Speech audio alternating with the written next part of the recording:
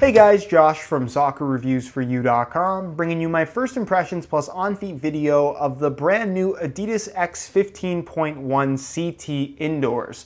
Now inside the box, all you get are the shoes themselves. They do not come with any extras. So let me get these guys out of the box really quickly, and we'll take a closer look at this very interesting indoor model from Adidas, the X15.1 CT. Now if you guys watch my videos, I want to say 2 weeks ago now, I put up a video on the X15.1 Boost Indoors. Those guys retail for $110, and this is essentially an alternate variation of that shoe. A very alternate variation, as you can see, because they are quite a bit different. Now these guys retail for $85 US as opposed to $110. So not only are they cheaper, but I would argue are a little bit nicer quality. And unlike the Boost variation, this is the CT model, which is indoor. There's also a CG model, which is a turf version with a different outsole. And from what I can tell, based on online pictures, has some differences on the upper as well. I do plan on bringing those in at some point, so stay tuned for that video. But in this video, we're going to be focusing on the CT indoor version and essentially going over all the tech specs and things you should know about this particular X15.1. So if you're interested in learning more, please stick around and watch the entire review. If you're interested in a pair of these for yourself, you can check out the review page on my website. That'll be the very first link down below. And on that page, you will find buy it now links with exclusive SR4U coupon codes where you'll be able to pick these guys up below their normal $85 retail price. So again, if you're interested in a pair, first link down below, go ahead and check it out. And with that being said, let's get right into the review. To start things off, let's talk performance. Now, like I mentioned, this shoe is a lot different from the X15.1 Boost, which if you watch my video, it's a pretty confusing shoe. That particular shoe has the collar or ankle area, the Tech Fit collar from the X15.2. It has the upper of an X15.3 and then the Boost outsole that we've seen from Adidas before. This particular model incorporates pretty much none of those elements. It's kind of its own standalone thing that really doesn't relate to the X15.1 or the rest of the X line in any way at all. Now, the tech specs are also pretty confusing if you looked online for these things. They are different on every single website, so I'm not going to trust any of them, and I'm kind of just going to make things up as I go along based on how I see them. I'm just not going to say names that I don't know are for sure accurate. I've seen some websites say that the upper is an X-Skin synthetic like you're going to find on the X15.1, but as you guys can very clearly see, it's not the X-Skin upper. It's a mesh-based synthetic material with a thin polyurethane layer on top, single layer here, double layer here around the outside edges where you can see it's a little bit more solid as opposed to translucent. But overall, very, very soft. Reminds me kind of first generation Nike Skin, but smoother. Obviously, it doesn't have that same texturing to it. And it looks to be a pretty standard running shoe mesh that is reinforced by this top layer of polyurethane that, like I said, feels really good. So if you're looking for a thin, kind of more barefoot feel on the ball, that's definitely what you're gonna get from this particular model. If I had to compare it to any other shoe at the moment, I would compare it to the Mercurial X Finale, which I'm sure a lot of you guys are quite familiar with. That's the one-piece shoe with, of course, the first generation Nike Skin upper.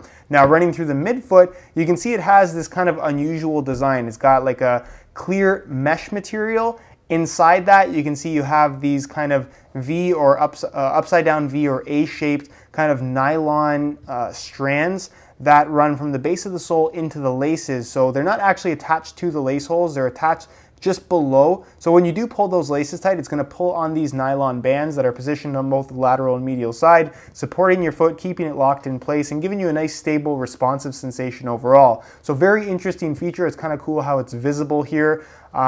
It's something that we really haven't seen before from Adidas on an indoor shoe. This definitely does seem to have some unique characteristics about it. The laces run through the middle, and you have a fair amount of lace holes. You can see one kind of dips down a little bit lower right in the middle, which I think looks pretty cool. I'm not sure that it really has any performance benefits, but it is something that they have done. The tongue itself is pretty much the same mesh that you're going to find across the entire upper, but without any kind of covering. And then, of course, you're going to find that the inside of the shoe is lined in this kind of neoprene material that you're going to find lining the heel as well. Pretty much the same neoprene material you're going to find in the heel liner of the standard X15.1. It's kind of the only similarity that this shoe has. Now in the ankle area, you can see it actually has a pretty deep fit. The sides come up fairly high, and it technically doesn't have a Tech Fit collar. It kind of looks like it does, but it doesn't. It's kind of a combination of what you find on the X15.1 as well as the PrimeKnit 2.0 shoe from Adidas that kind of had the really high back. This kind of has that to a certain extent, although it's not exactly the same. And you can see it does have that neoprene and stitching around the edges, but it's not really anything special in terms of how it fits your foot. It's just a deeper fit, and then you get this neoprene material with a really good amount of padding back there. So comfort is really good, but heel slippage is a minor issue just because of this lining material, like it is on the X15.1 as well. The insole is technically non-removable, although you could remove it. It's not really glued in all that well. Not going to do that though, because it's not really necessary. It's just a standard layer of foam, nothing too fancy there. You do have an internal plastic heel counter. This backing material is kind of like a synthetic suede is how I would describe it, so a little bit of additional grip there. For the most part, the upper is not all that grippy. It's pretty smooth to the touch, for those that were perhaps wondering.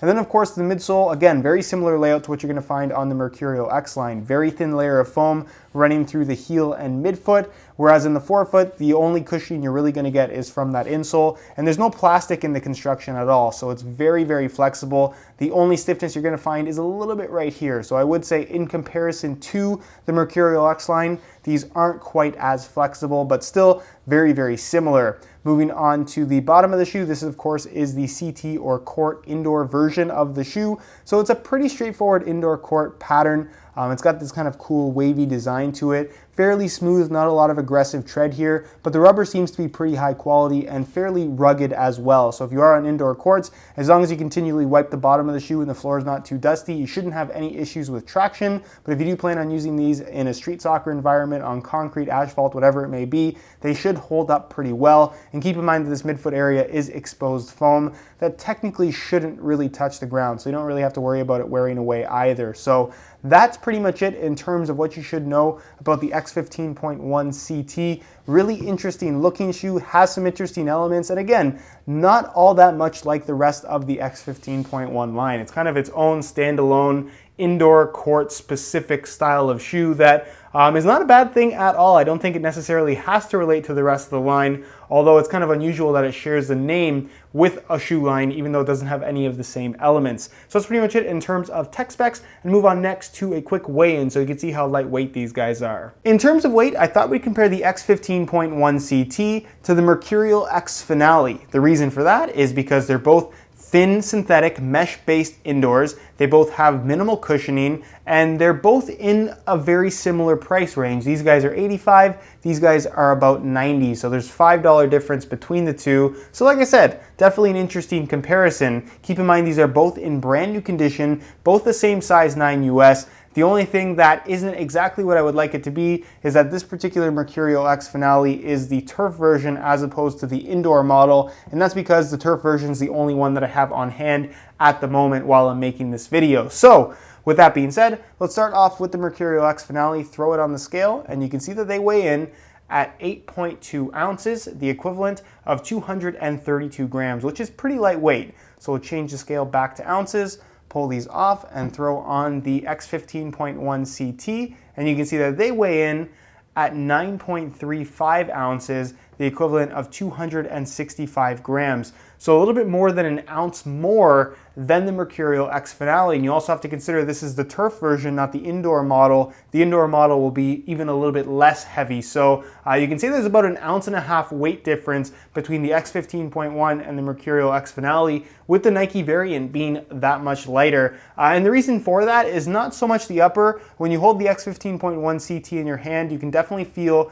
the more significant weight in the actual outsole itself. Not sure why that is, because it is such a similar construction, but as you guys can see by the number on the scale, it does in fact weigh more. Is this a deal breaker? I don't think so, but it is worth noting that they aren't quite as light as, like I said, the Nike equivalent. Aesthetically, the X15.1 CT is an interesting looking shoe. It doesn't have any of the same performance elements as the rest of the X15 line, but what it does share is that chaotic look. This particular colorway is that solar yellow, so it's a neon yellow pretty much across the entire upper. You have this very cool kind of paint splatter effect in black as well as clear that hopefully you guys can see on camera, they're clear paint speckles, which is something you don't really see all that often, but definitely is a nice little extra detail that you don't see in the online stock photos. I like that you can see part of the mesh peeking through that polyurethane top layer. You can of course see the support cable system on the lateral and medial side through this kind of open mesh vent.